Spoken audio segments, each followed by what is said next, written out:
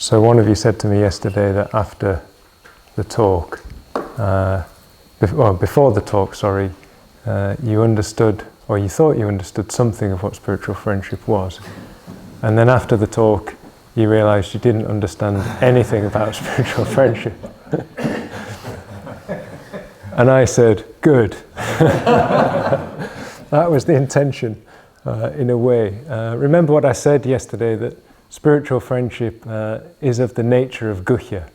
It's guhya because it's a matter of experience.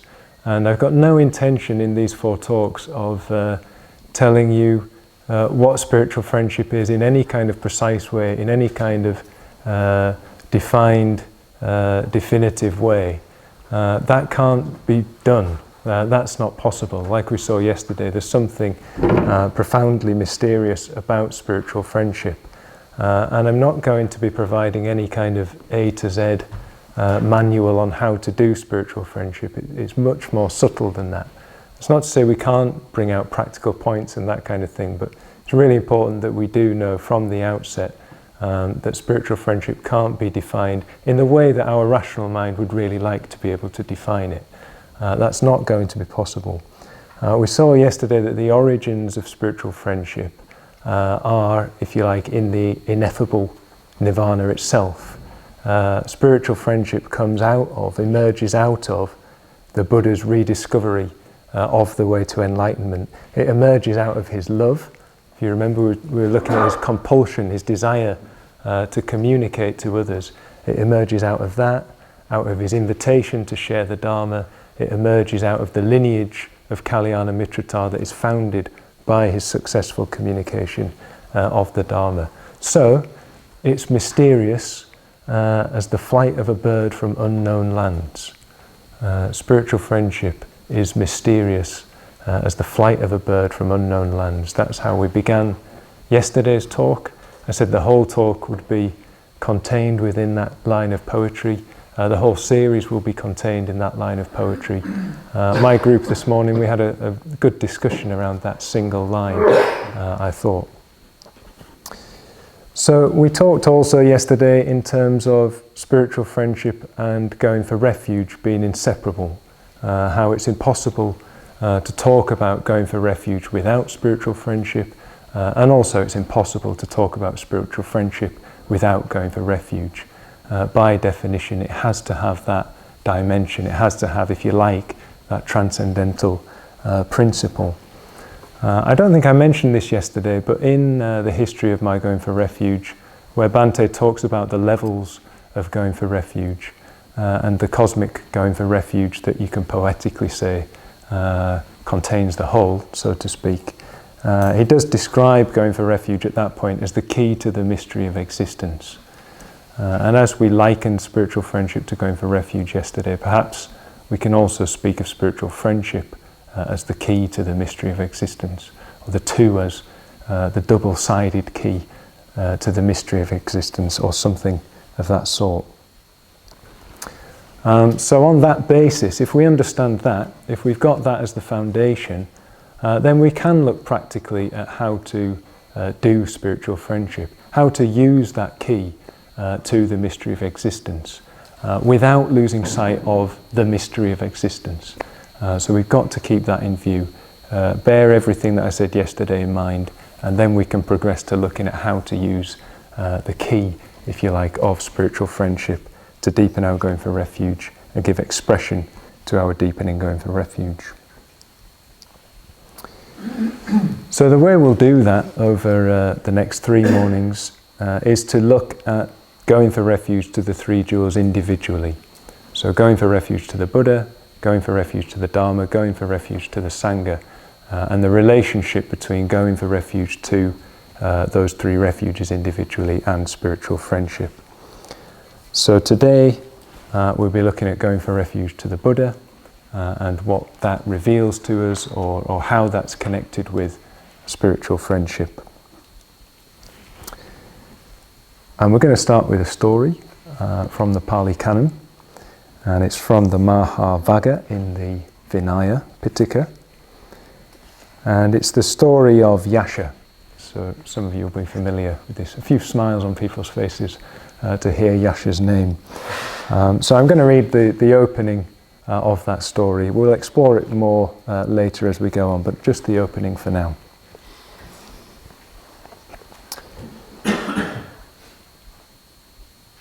Thus have I heard. There was a clansman named Yasha. He was a rich merchant's son and delicately brought up. He had 3 palaces, one for the winter, one for the summer, and one for the rains. In the rains palace, he was entertained by minstrels with no men among them. For the 4 months of the rains, he never went down to the lower palace. Now while Yasha was amusing himself, enjoying the 5 kinds of sensual pleasures with which he was furnished, he fell asleep, though it was still early, and his attendants fell asleep too. But an all-night lamp was burning, and when Yasha woke up early, he saw his attendants sleeping. There was one with her lute under her arm, another with her tabor under her chin, another with her drum under her arm. The hair of one had come unfastened, another was dribbling, others were muttering. It seemed like a charnel ground. When he saw it, when its squalor squarely struck him, he was sick at heart, and he exclaimed, "It is fearful, it is horrible." Then he put on his gold slippers and went to the door of his house, and non-human beings opened the door so that none might stop his going forth from the house life into homelessness. Then he went to the city gate, and non-human beings opened the gate so that none might stop his going forth from the house life into homelessness. He walked to the deer park at Tisipatana. Now the occasion was one on which the Blessed One had risen early in the night towards dawn and was pacing up and down in the open. When he saw Yasha coming in the distance, he left his walk and sat down on a seat made ready for him. When Yasha was not far from the Blessed One, he exclaimed, "It is fearful, it is horrible." Then the Blessed One said, "This is not fearful. This is not horrible. Come, Yasha, sit down. I shall teach you the Dharma." Yasha thought, "This is not fearful, it seems. This is not horrible." And he was happy and hopeful. He took off his gold slippers and went to where the Blessed One was. After paying homage to him, he sat down on one side.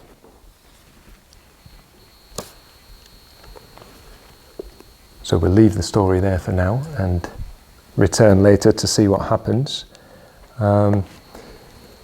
Actually, that story of Yasha, it follows on in the Mahavagga immediately after the second discourse that I referred to yesterday of the Buddha seated with the group of 5 and exploring the 5 skandhas, the 5 of them becoming arahants, and then just sitting there in this presumably mysterious, quite magical state of being with others, but also having completely seen through any kind of distinction between self and other, subject and object.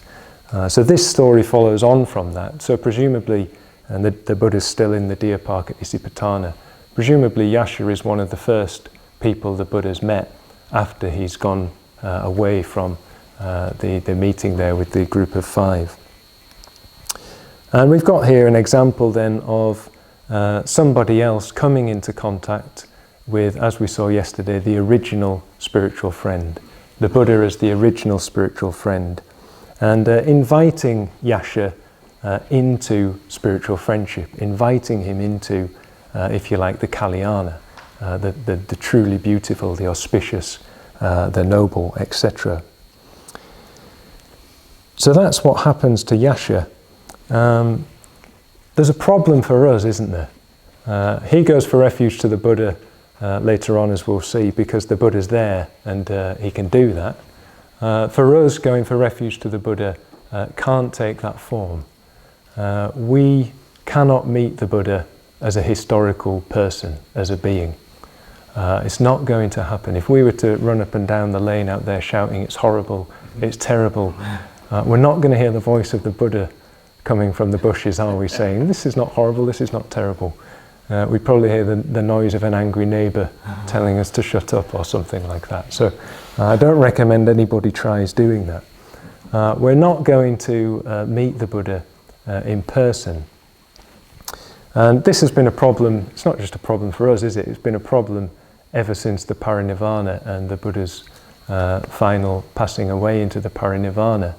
And you could see the whole of the Buddhist tradition as it's developed as a way of trying to address that, trying to address the absence of the historical teacher, the enlightened mind, if you like, in human form. So Buddhism has been trying to address that. In a way, it's why we've got all these images, or one of the reasons we've got all these images is to stimulate that sense of being in touch with, being in relationship to, encountering the Buddha. So the Mahayana tradition, for example, as that emerges in Buddhist history, it speaks of the eternal Buddha, or the eternal Buddha principle. In the White Lotus Sutra, for example, there's that occasion where the Buddha is surrounded by an assembly of his disciples, and suddenly, it's probably 84,000, I'm not sure on the figures, but a lot of bodhisattvas suddenly spring up out of the ground, and his disciples can't believe how all of these bodhisattvas can be the Buddha's disciples. You know, he's only been teaching for so many decades on earth. How could he possibly have had all these bodhisattva disciples? And the Buddha says, well, don't think I was enlightened only so many years ago. I've been eternally enlightened, is the essential point. What he's getting at is that he is the embodiment of an eternal Buddha principle. The Buddha cannot die, in a sense. The human form might break up at the moment of the passing away of the Buddha's physical form. But in a sense, as I said yesterday, in Buddhist cosmology, whenever conditions are ripe, another Buddha will emerge in the world, and they rediscover the Dharma. So in a sense, Buddhahood as a principle is always there in the universe. It's quite a thought, isn't it? Quite staggering. So we can connect with the Buddha on a different type of basis then. We can connect with the Buddha imaginally, and you're all doing that on this retreat, not least because we've got this Buddha Rupa sat in the room with us, this presence, helping us to connect imaginally, but also in the going for refuge and prostration practice, you're visualizing the Buddha Shakyamuni in archetypal form. You've got the historical trappings, the rag robe, but you've also got the Buddha in gold, in archetypal form. So we're connecting with the Buddha on an imaginal level. And we can even connect with the Buddha imaginally as a spiritual friend. So Bhante recommends this in that article, the false friend, the good friend, and the spiritual friend. One of his main points is that we need to develop and cultivate a sense of the Buddha as the original Kalyana Mitra, the original spiritual friend. We can relate to the Buddha on that basis. But even that is not enough. As good as that is, that's not enough. And that was the conclusion that people were coming to, Buddhist practitioners were coming to, with the emergence of the Vajrayana tradition. So it was all well and good having the Mahayana perspective, the universal principle of Buddhahood, always there. But what if you were not in touch with that? What if you didn't have a feel for that? And also, well, if that's true, where is it manifesting here and now? If the Buddha principle is always there in the universe, well then it must be here in some form. So where is the Buddha now in our direct experience? That's the question that was asked. And not just for the Buddha, where is the Buddha in the here and now, but also where is the Dharma in the here and now? Where is the Sangha in the here and now in our direct experience? And what they came up with, the answer that emerged to those questions, to that exploration, were what are known as the three esoteric or guhya refuges. So I said something about that word guhya yesterday, the secret or hidden. So the three guhya, secret, hidden or esoteric refuges. And they're not different to the three jewels, they're just, if you like, manifestations of the three jewels in experience. So they are the guru, the yidam, and the darkening. So the Buddha in one's direct experience is the guru, the Dharma in one's direct experience is the yidam, and the Sangha is the darkening. So just to say a little bit more about each. With the guru,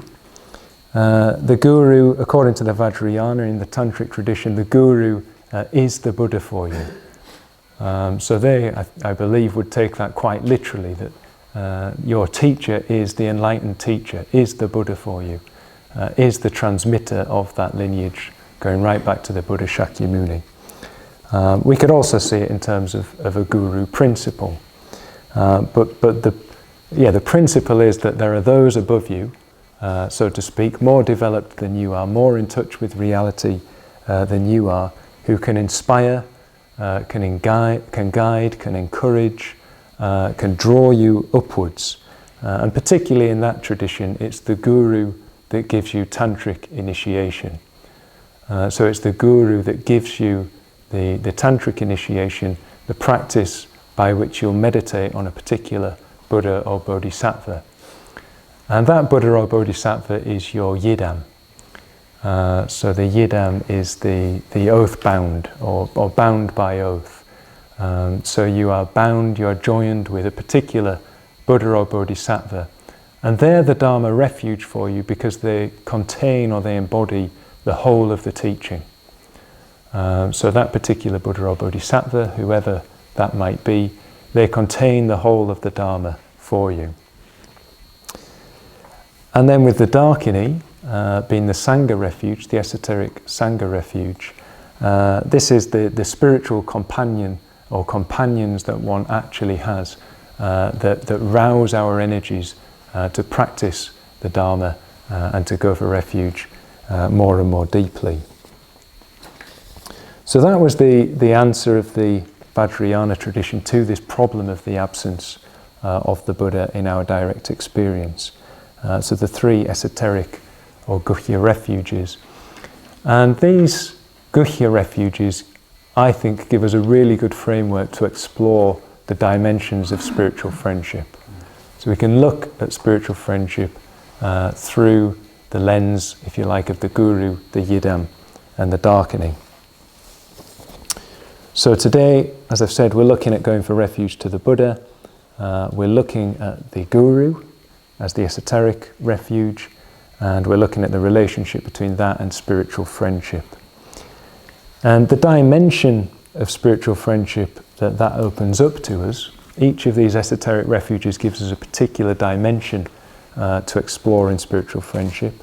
And today, looking at the Buddha, the guru, opens up the whole dimension of the vertical. So the vertical dimension of spiritual friendship, of Kalyana Mitrata.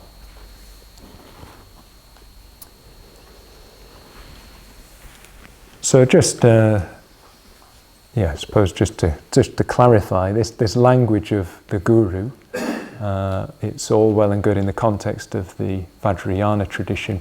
It might not be helpful language for us. I think you'll all have read an extract from Is a Guru Necessary in the preparation for the retreat. So you'll all be experts on the subject anyway.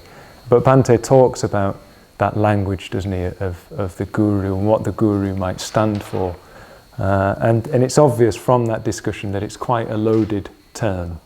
It's open to a lot of misinterpretation. He points out that the guru is not a teacher in the conventional sense. A guru is not a substitute parent. A guru is not a problem solver for us. The guru is something else. And perhaps for us it's better to think in terms of the guru principle. So rather than thinking that we have or need a guru, where is the guru principle in our experience? Where is what the guru stands for? And what the guru stands for is that which is above us, that which we look up to, that which embodies a higher degree of reality than we do. That's what the guru represents. So this obviously takes the form of a person. So a person who we regard as more spiritually developed than us, more aware, more kind, wiser, with more energy for the pursuit of the good, etc. So somebody of that nature in our experience. So in the order and movement, vertical spiritual friendship, it is formalized to some extent, isn't it? So we've got relationships that we form with preceptors. So you guys have asked for ordination at some point. If you haven't already, you'll ask somebody to be your private preceptor, and when you're ordained you'll also have a public preceptor. You can also ask 2 order members to be your official Kalyana Mitras. So Kalyana Mitra is a general term, isn't it? But for us there's the formal institution, of, if you like, of having 2 formal Kalyana Mitras. So it's our preceptors or our provisional preceptors, our Kalyana Mitras, particularly in those formal senses, that offer us guidance, offer us encouragement, inspire us, might offer us some feedback, some critical feedback at times, positive feedback as well.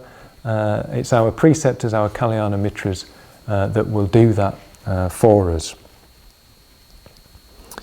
And I would say that these friendships are the most important ones that you can have at this particular stage. So in the process of training for ordination, it's these spiritual friendships that will be particularly valuable to you as you prepare for ordination and beyond, as you deepen your going for refuge.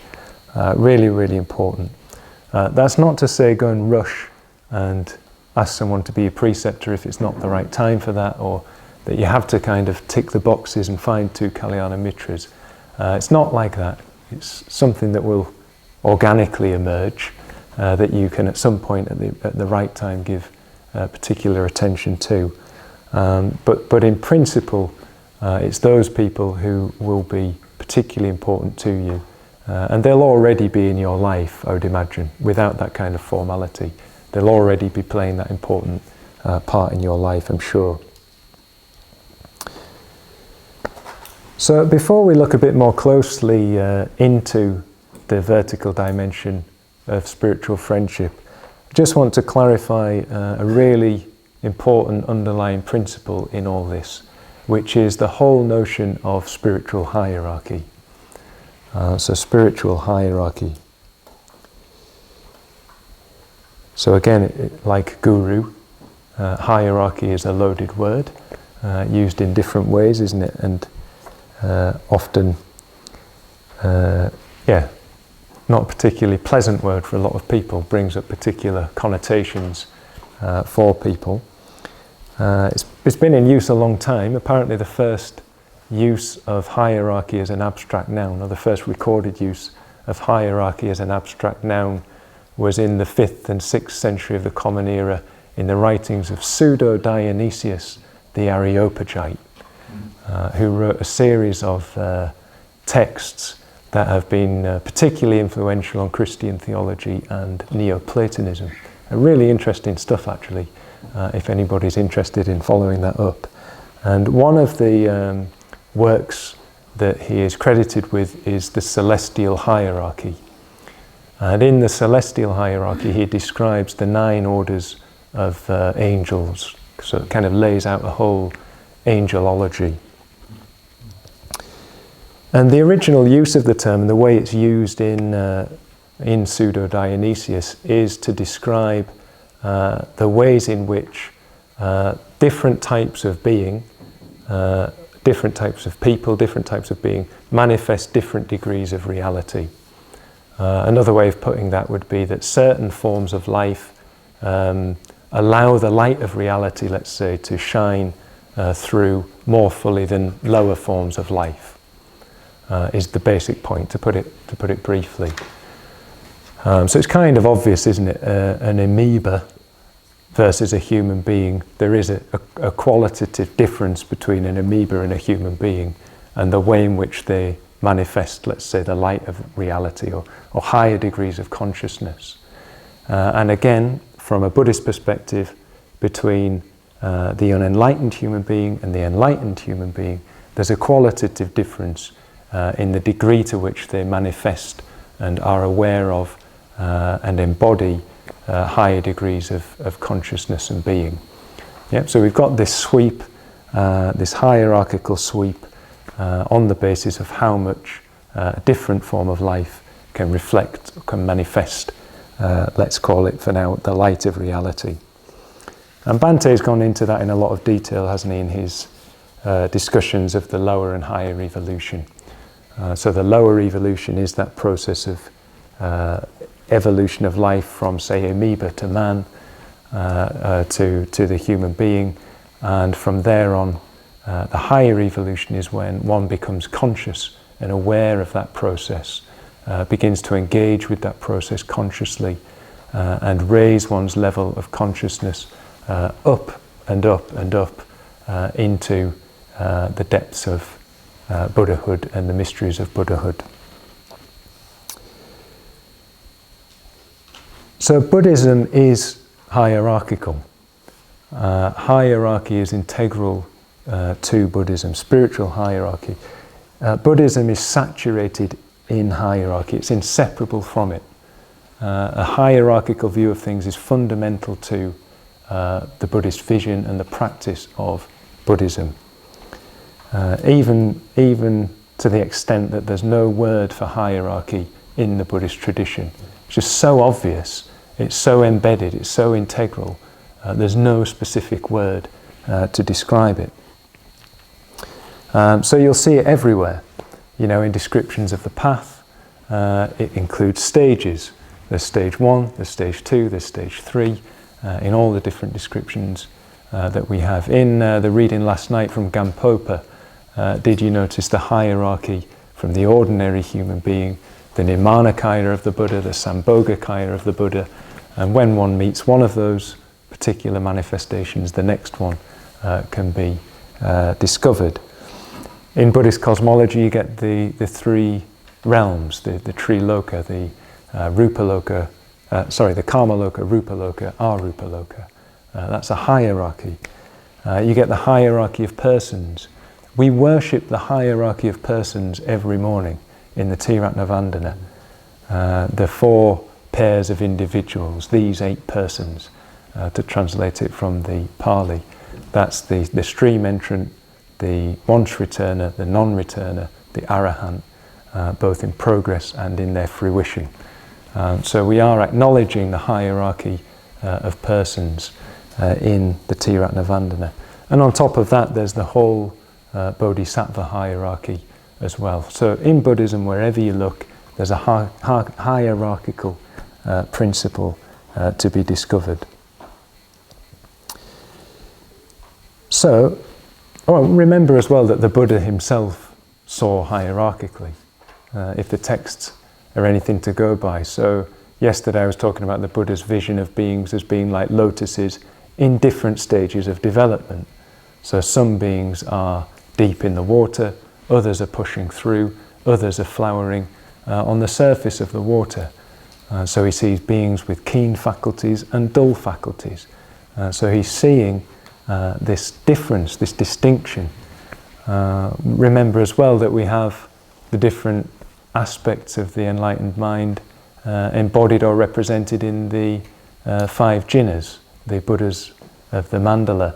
One of them is Amitabha, whose wisdom is the wisdom of the particular. So the Buddha can see the particular, the unique, the differences in people. They don't get wiped out with enlightenment. It's not that we see them in the same way that we see differences, but nevertheless there is this vision of the particular. different stages of development. There's the Gaurava Sutta as well, where the Buddha looks out and realizes that there's nobody higher than him, and that's painful to him. But what he does, instead of looking up to some body, he reveres the Dharma itself. So again, there's still a looking up. Bhante's spoken of that as the worshipping Buddha, seeing the Buddha in terms of the worshipping Buddha. We think of the wise Buddha, the compassionate Buddha, but we can think also of the Buddha that worships. The Buddha that worships, let's say, reality itself, worships the Dharma itself. So we've got to beware of dismissing hierarchy. I know it can grate our modern sensibilities. There's a whole history, the whole story about why that's the case, with kind of ecclesiastical history and hierarchy there and power structures, etc., etc. The French Revolution, Bhante's gone into it, you can read his exposition of that. So it's understandable that there's a wariness around notions of hierarchy because we so easily associate it with power. But we've got to avoid just dismissing the whole thing entirely. If we do that, we might slip into what Bhante has described as pseudo-egalitarianism, where we just level everything. And actually what that is pulling down everything to the lowest common denominator, making progress, making progression, refinement impossible, and not having a framework for that. Of course, we have to be careful with the use of the language of hierarchy, spiritual hierarchy. We do need the caveat. We can't insist on specific placements on a scale. There's no official grading, an official position, an official kind of status. If we start to think like that, we've completely missed the point of what spiritual hierarchy is. It's not about fixed places and positions.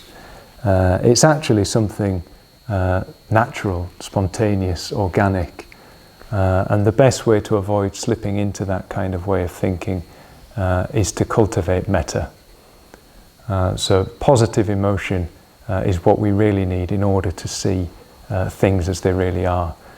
So if we've got that, basis, if we've got metta as the root positive emotion, when we come into relationship to something or someone that is more developed than we are, well, naturally we'll feel respect, even reverence and even devotion. There'll be naturally a looking up.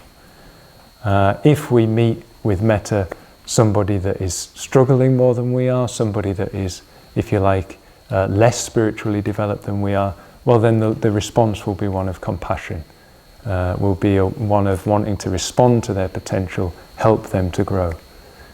If we meet people who are roughly on our level, let's say, not that these levels are fixed, it's always moving, isn't it? But if we meet somebody who we can see is roughly where we are, well then there'll just be love. There'll be mudita, there'll be sympathetic joy for the efforts that one is making and the efforts that the other person is making. So if we come to life, if we come to our relationships with people with metta, it will always find the appropriate response.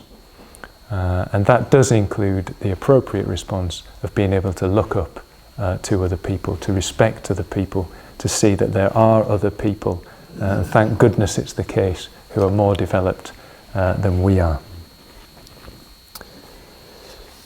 So it's that dynamic that we're looking at today, the vertical dimension of Kalyana Mitrata, the looking up to others as spiritual friends. As vertical spiritual friends. I don't quite like the phrase. I couldn't think of a more poetic one, so we're just going to have to go with it. But maybe in your groups you can think of another way of putting it, but I'm going to use the language of vertical spiritual friends. So to explore that, we're going to go back to the story of Yasha. And the first point I'd like to make, we've already heard in the story so far. So as you know, Yasha has left the palace. He's woken up in the middle of the night. He's seen his kind of hedonistic life is not as beautiful as he thought it was. So these women who tend to him and play music to him and delight him in the palace, he sees them sprawled out on the floor, dribbling and muttering, etc. And he's run off out of the palace, saying to himself, this is horrible, this is terrible. And he's met the Buddha, who said that actually this is not horrible, this is not terrible. And Yasha has sat down ready to receive a teaching. So I think the first point to draw out here is the way in which the Buddha responds to Yasha. So he's obviously in a bit of a state, let's be frank. He's thinking that everything's terrible, everything is horrible.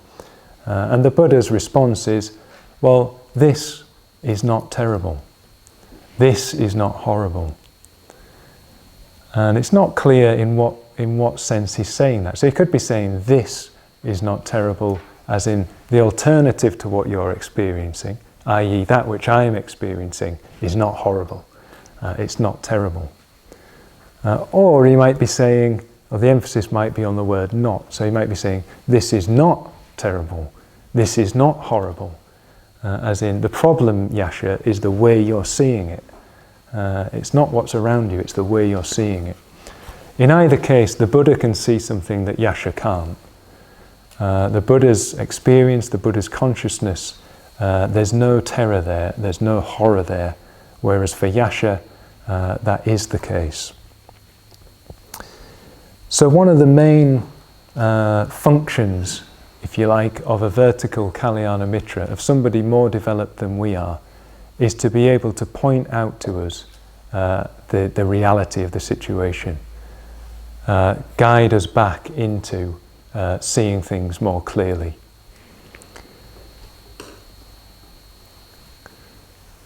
So actually what's happening to Yasha is really positive, isn't it?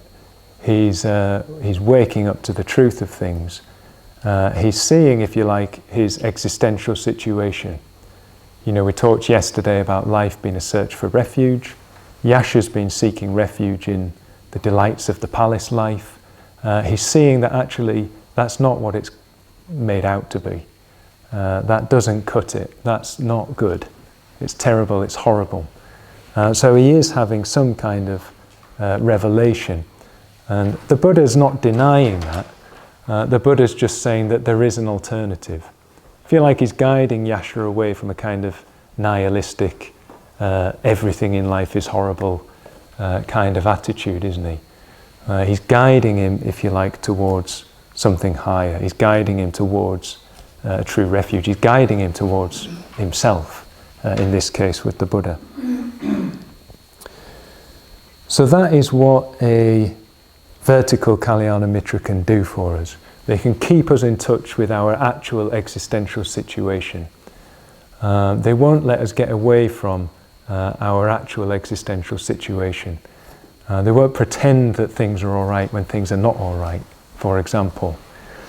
But not only that, not only will they keep us in touch with what can often be an uncomfortable truth of, say, the reality of death and impermanence.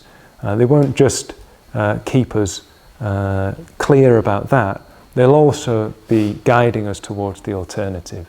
They'll be nurturing us, helping us towards the true refuges, helping us towards the Buddha, the Dharma, and the Sangha.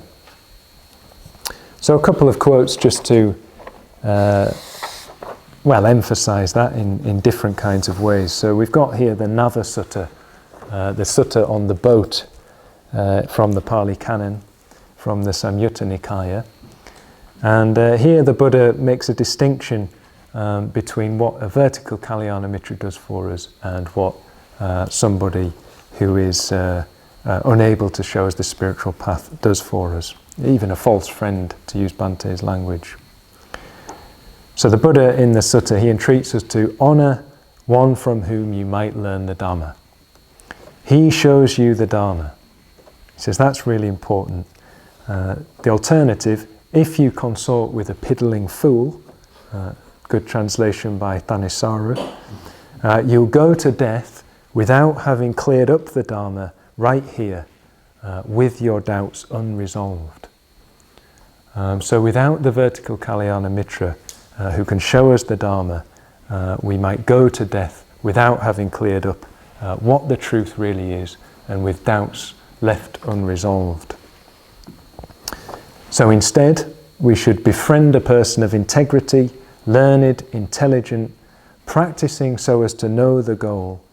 And a teacher who's like that is like, having a teacher like that is like embarking in a sturdy boat, which, given my history, which Vidyadhaka mentioned yesterday, you'll see I particularly respond to that. But our teacher is like a sturdy boat, guiding us, if you like, over the waters of samsara.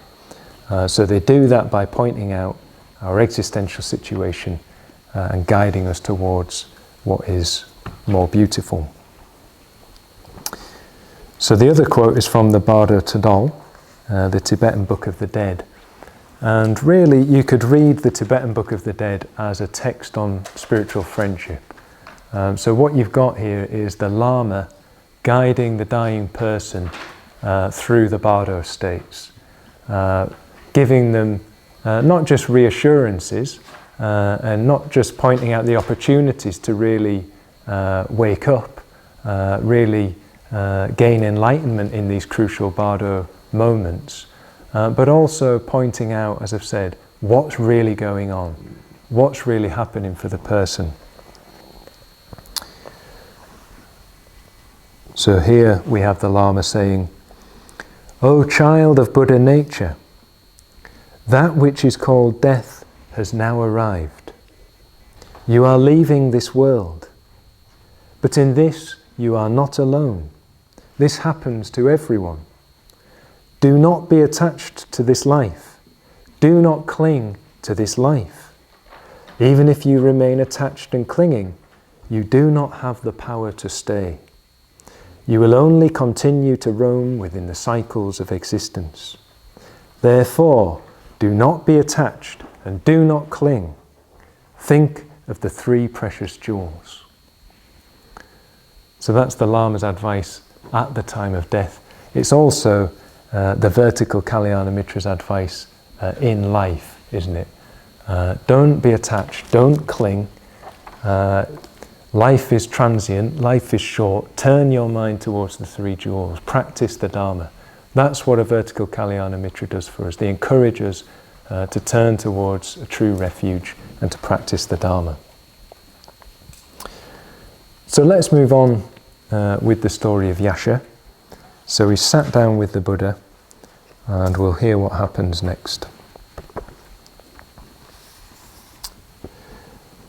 So after paying homage to the Buddha, Yasha sat down at one side. When he had done so, the Blessed One gave him progressive instruction. That is to say, talk on giving, on virtue, on the heavens. He explained the dangers, the vanity and the defilement in sensual pleasures, and the blessings in renunciation. When he saw that Yasha's mind was ready, receptive, free from hindrance, eager and trustful, he expounded to him the teaching peculiar to the Buddhas: suffering, its origin, its cessation, and the path to its cessation. Just as a clean cloth with all marks removed would take dye evenly, so too, while Yasha sat there, the spotless, immaculate vision of the Dharma arose in him. All that is subject to arising is subject to cessation. So that's what happens next. The Buddha gives him this progressive instruction, which again is hierarchical in nature, isn't it? It's progressive instruction. He starts where Yasha is, he meets him where he is, and in the course of their communication, he raises Yasha's level of consciousness, even to the point where the spotless, immaculate vision of the Dharma arose in him. So I find that really interesting, this notion of progressive instruction. And that's what the vertical Kalyana Mitra can offer us. Not necessarily in a formal teaching sense, but even just in conversation. I know myself, I've had conversations with my own Kalyana Mitras and preceptors where I feel like I've received progressive instruction. I've gone to them with a particular problem. They've said, "Oh, well, have you thought about it like this? have you thought about it like this? And gradually the problem kind of dissolves, and my state of consciousness just gets happier, brighter, and back in touch again, more with reality, so to speak, or to the extent that I'm able. So that's what the Kalyana Mitra does for us. They meet us where we are, and they help us grow. They remove obstacles, help us to see things more clearly. And for Yasha, that seems to happen very quickly, doesn't it? It doesn't say how long it takes, but you get the impression he sits down, they have a conversation, and then the immaculate, spotless vision of the Dharma arises in Yasha's mind. For us, it might take time. It might take more time than that, even just to benefit from the input of our Kalyana Mitras, let's say, or our prospective preceptor, or just those people that we look up to within the Sangha. It might take time to develop that kind of trust with people, where we can really start to open up, share our lives, share what's going on. So we have to bear that in mind, that this is something that takes time. It might also be that to really benefit from our vertical Kalyana Mitras, we have to look at our own ethics. There's an interesting description here, isn't there, of Yasha, or Yasha's mind being like cloth that has all blemishes removed so that it can take dye evenly. There's another metaphor you get in the Pali Canon of having a mind like melted wax that is ready to take a seal or a stamp. So it might be that we have to do work ourselves so that we can receive the benefits that our Kalyana Mitras can give us. So are we ready to receive from them what they have to impart to us, whether, as I say, that's informal teaching or in informal discussion, and them sharing their lives with us. So increasingly we're looking to be more pure ethically, let's use that language. We might have to do confession, we might have to just try to be more open, more honest in our communication with our vertical Kalyana Mitras.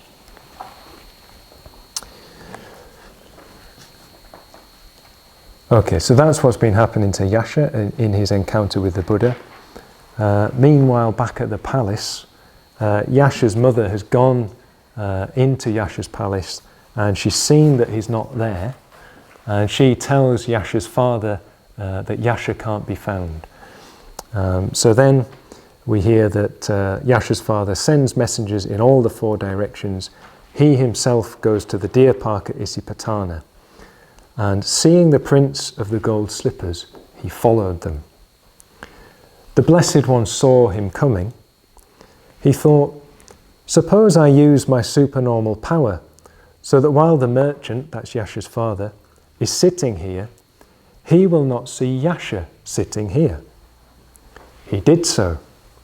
Then the merchant came to the Blessed One and asked him, Lord, might the Blessed One have seen Yasha?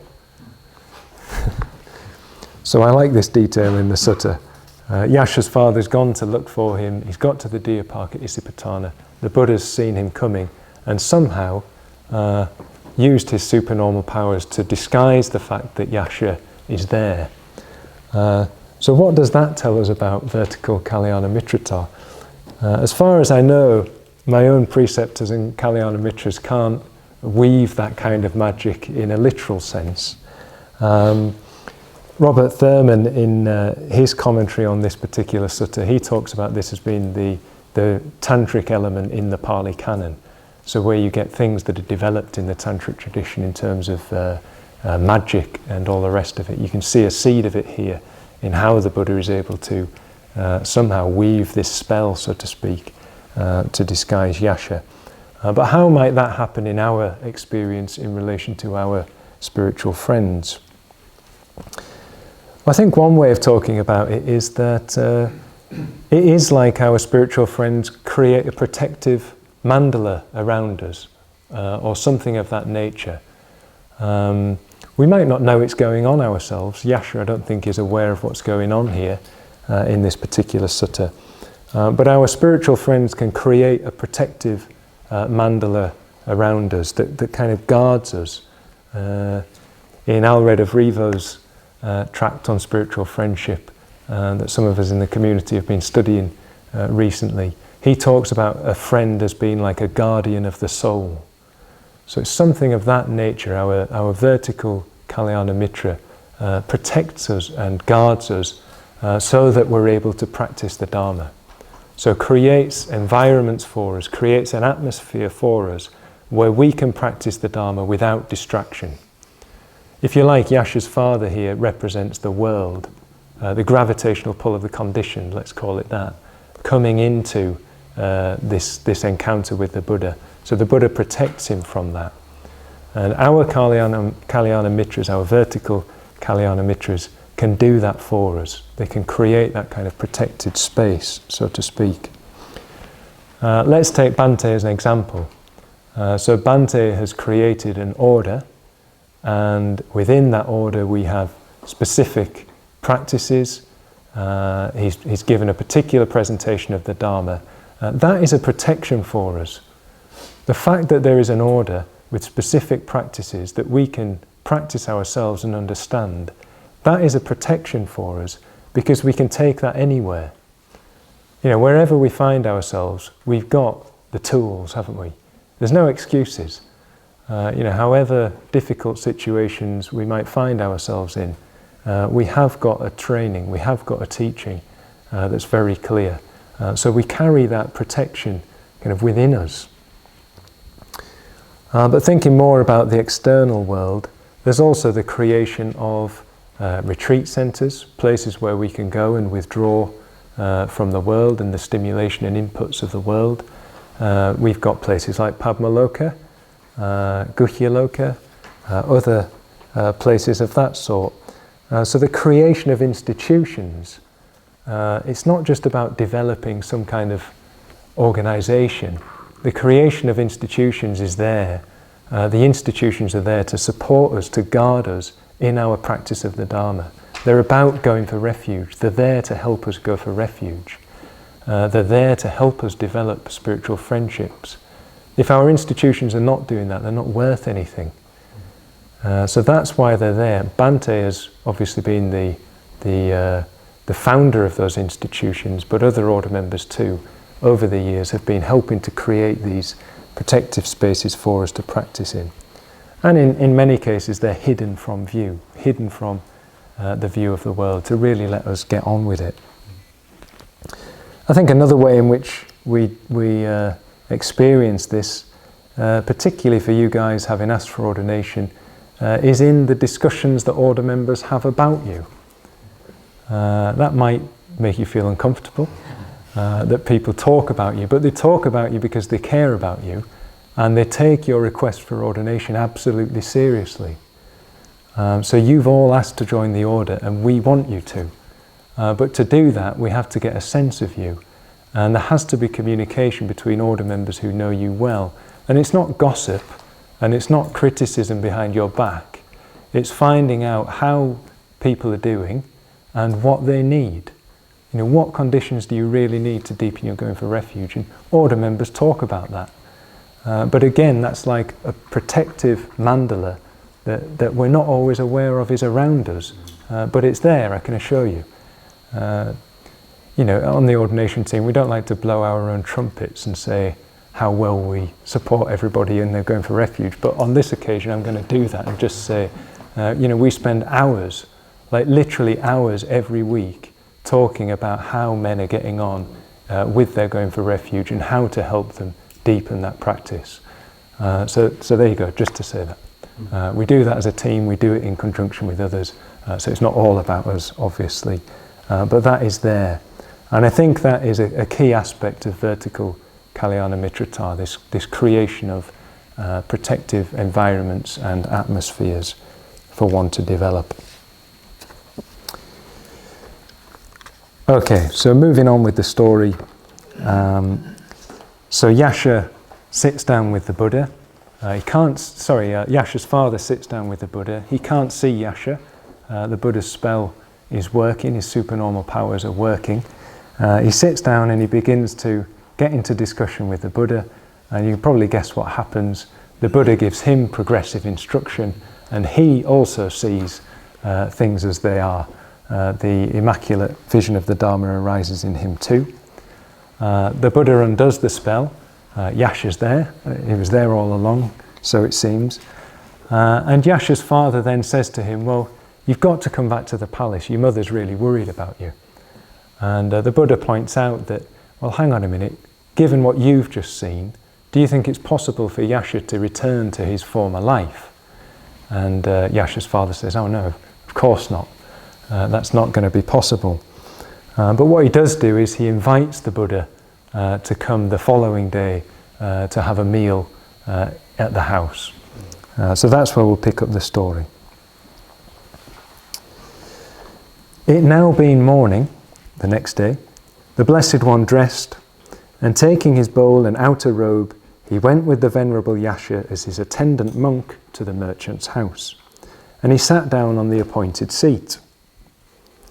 Then the Venerable Yasha's mother and his former wife went to the Blessed One, and after paying homage to him, they sat down at one side. He talked to them as he had talked to Yasha and his father. The spotless, immaculate vision of the Dharma arose in them too. All that is subject to arising is subject to cessation. They saw the Dhamma as the merchant had done, and they took the triple refuge. Beginning from today, Lord, let the Blessed One receive us as his followers who have gone to him for refuge as long as breath lasts. And they were the first women adherents in the world to take the triple refuge. Then the Venerable Yasha's mother and father and his former wife served the Blessed One and the Venerable Yasha with their own hands, and they satisfied them with different kinds of good food. When the Blessed One had eaten and no longer had the bowl in his hand, they sat down at one side.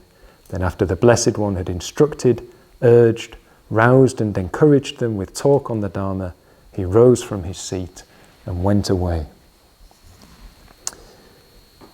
So another two disciples for the Buddha, Yasha's mother and his former wife. And the detail that I want to pick out there is this notion of Yasha's mother, former wife and father serving the Blessed One with their own hands, feeding him all kinds of foods. And this is to make the point that vertical Kalyana Mitrata is not all one way. So I've talked about how our Kalyana Mitras can point out our existential situation, can give us progressive instruction, etc., etc. But it's not all one way. Actually, there's something we can do in response, and you could call that service. You could give that the name service. Even feeding, you could use that language, nourishing. So we can be stimulating company to our vertical Kalyana Mitras. All right, we might look up to them. We might respect order members that we're friends with for the depth of their experience, the fact that they've been doing this longer than us, that they appear more aware, more kind than us. But doesn't stop us responding to them and inquiring after them. How are you? It's as simple as that, isn't it? Sometimes it is the case sometimes that I go for walks with people on going for refuge retreats. No one asks me how I am.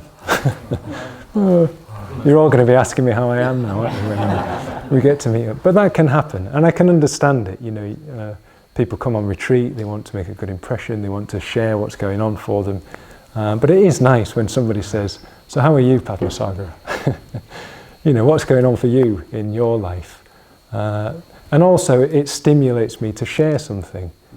And I find that with my own preceptors, for example, the people I look up to, if I ask the right question, things come out that I really then learn from. If I ask them what are they studying? Wow, you get loads back usually. All kinds of insights that they've had that they can share with you. But it's good for them too, it's stimulating for them too. So we can serve our vertical Kalyana Mitras. We can do it by asking them how they are, taking an interest, exploring things with them.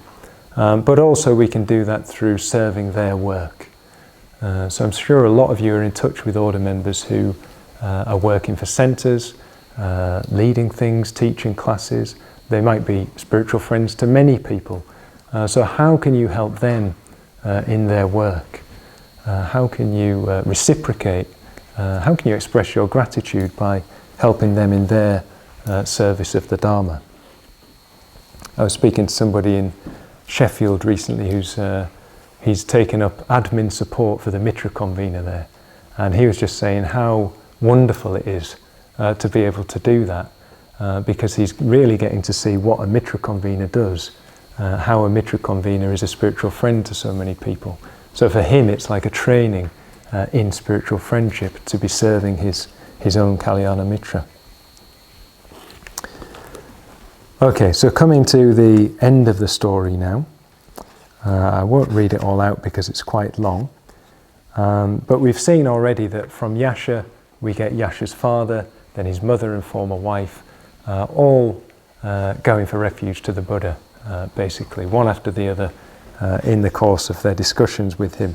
Well, the sutta just carries on in that same vein. So Yasha's friends get wind of what's going on, that Yasha, the former kind of playboy in the palace, has become a holy man. You know, he's gone forth into homelessness, he's wearing a rag robe, he's got this amazing teacher. Word gets around and they're interested. So they come and they meet the Buddha themselves. They come in a small group, then a bigger group, and before we know it, there are 60 arahants in the world. It's just one after the other, like a fire spreading. Yeah, it's like the Buddha is this initial spark and flame, and this fire is just spreading through this community. It's incredible, isn't it? So we've got 61 arahants in the world, I beg your pardon. 61 arahants in the world, and the Buddha addresses them all. So presumably there's some kind of mass gathering, maybe some kind of celebration. I mean, it's a fantastic thing to have happened, isn't it? And the Buddha gives them this exhortation. So he says, "Bhikkhus, I am free from all shackles, whether human or divine. You too are free from all shackles, whether human or divine. Go now and wander for the welfare and happiness of many, out of compassion for the world, for the benefit, welfare and happiness of the world. Teach the Dharma that is good in the beginning, good in the middle and good in the end, with the meaning and the letter. Explain a holy life that is utterly perfect and pure. There are beings with little dust on their eyes who will be lost through not hearing the Dharma. Some will understand the Dharma." So that is the Buddha's exhortation into the 61 arahants to go forth and wander out of compassion for the world, share what you've discovered with the world. And really, I think that's the main way, the real way in which we can reciprocate in our relationships with those who we look up to in the Sangha. It's to also pass on what they've given to us. So in my friendship history yesterday, I was talking about how I've received, in a sense, feel like I've received everything from Padmasagara, who privately ordained me, gave me my name, gave me the refuges and precepts, the meditation practice I do every day, given me my life here. All I want to do is pass that on, on a good day. There's other things I want to do, but we won't talk about that. At my best, what I want to pass on is what he has given me. And often I think, just reflecting more on hierarchy, people's difficulty with hierarchy, I don't think it's always to do with the notion of having people above them. It's not necessarily to do with the fact that there might be people who can, let's say, manifest the light of reality more than they can.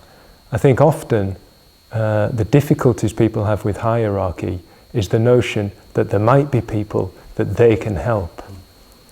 There might be people who that actually need them to be something. it brings with it the notion of hierarchy. If we accept it, it brings with it a great weight of responsibility. We are responsible because we might manifest reality more than somebody else.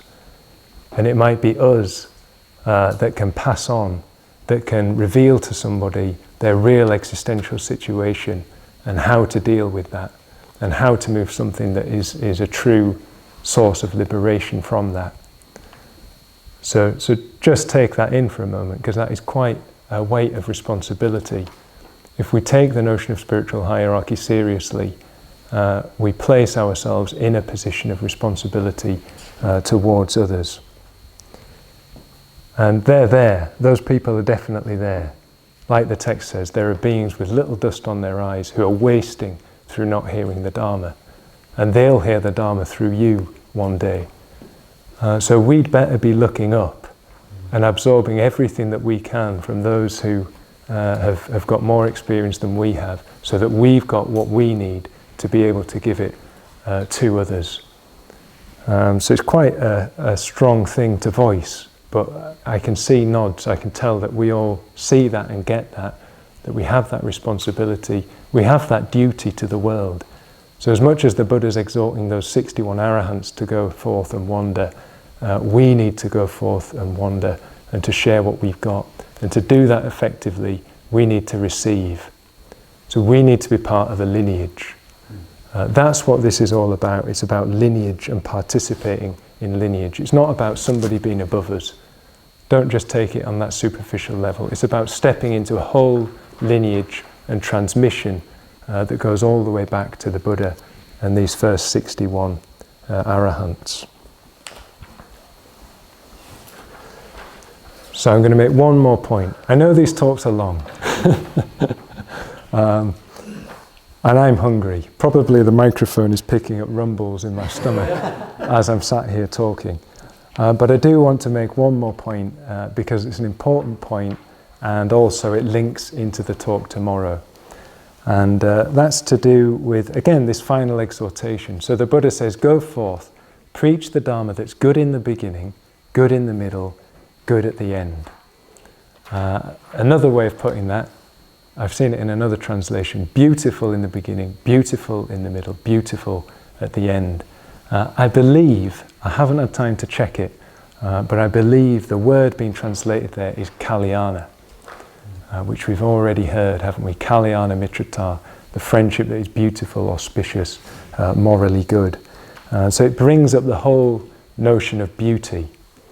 And really that's what hierarchy is about. Hierarchy is about beauty. That's the way in which Pseudo-Dionysius used the term hierarchy, to reveal higher degrees of beauty, the beauty of reality. So I've been talking about hierarchy manifesting the light of reality in different degrees. We could say the beauty of reality in different degrees. And our vertical Kalyana Mitras can reveal beauty to us. They can reveal higher degrees of beauty to us than what we can see and what we're accustomed to. And the classic text for this, which you're probably all familiar with, is the Buddha's teaching to Nanda, Nanda and the Nymphs, where Nanda, who's gone forth, is starting to doubt whether he wants to live the spiritual life anymore. He can remember having seen an attractive young girl in his village, who I think when he went forth had said to him, come back soon, Nanda. And this is playing on his mind all the time. And he keeps thinking about her. And the Buddha hears that he's doubting whether to continue with the spiritual life. Nanda tells him that he's thinking all the time about this lovely girl in the village. So the Buddha takes him up to the realm of the dove-footed maidens, the dove-footed nymphs, and shows him the beauty of these nymphs. And then when they go back down, he says, so compared to these beautiful nymphs you've seen, how's the girl in the village? And Nanda says, well, they don't compare. So suddenly he's got the zest again for the spiritual life. He's no longer thinking about this girl in the village. He's thinking about the heavenly maidens. And the other bhikkhus, they kind of poke fun at him a bit because he's practicing to achieve a heavenly state rather than enlightenment. But actually it's really important that Nanda is moving towards a higher beauty. Bhante has emphasised this so much, the importance of beauty, pleasure, positivity in spiritual life. We really need that, don't we? Because spiritual life is hard. There's that line in the Dhammapada that just as a fish threshes from side to side when it's taken out of water, so the mind threshes from side to side when it's taken from the domain of Mara.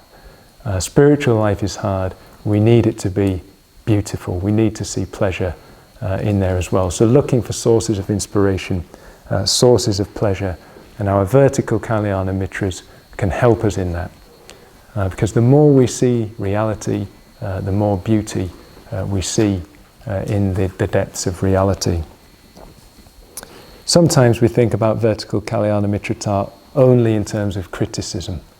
That our vertical Kalyana Mitras are kind of these stern, fatherly figures that are going to tell us when we're getting it wrong. It's not like that, is it? I'm sure we've got friends enough to know that it's not like that. There's a moment in Bhante's short story, The Cave, which is about a young bhikkhu at the time of the Buddha, where he's staying in this cave and he thinks, it's strange I've never met the Buddha when we wander in the same place so much. And he starts to wonder, well, why hasn't he seen the Buddha? And then he realizes, I haven't seen the Buddha because I don't want to see the Buddha. I don't want to see the Buddha because I think he's going to criticize me. And little does he know that the person he's been sharing the cave with all this time is the Buddha, and has been incredibly kind to him and teaching him and showing him all these wonderful things. So the point is that our vertical Kalyana Mitras are not there to criticize us. They might do, they might need to at some time, but they're there to show us that spiritual life is beautiful, and that the goal we're moving towards is beautiful, and they can radiate that more than we can, and therefore we should be very grateful to them and very prepared and ready to reveal that beauty to others at the appropriate time ourselves as well. So I'm going to push it and finish with a poem, and this will be the last thing, and then we can all have lunch. So just drawing together some threads from today's talk, this is the poem The Guardian Wall by Bhante. With sweet compassionate faces, hands outstretched, humanity's friends, up to the golden zenith, the hierarchy ascends. In glory on glory I see them, helpers of all of us. But the loveliest bodhisattvas are the anonymous. Lotus seated, rainbow circled, in the heaven of the void, they rear about the race a wall that may not be destroyed. Its base is built of coral, the blood that they have shed. Its turrets sheerest diamond, the life of purity led. O hierarchy celestial, O Tara, from thy throne, grant that in thy great guardian wall my life may be one stone.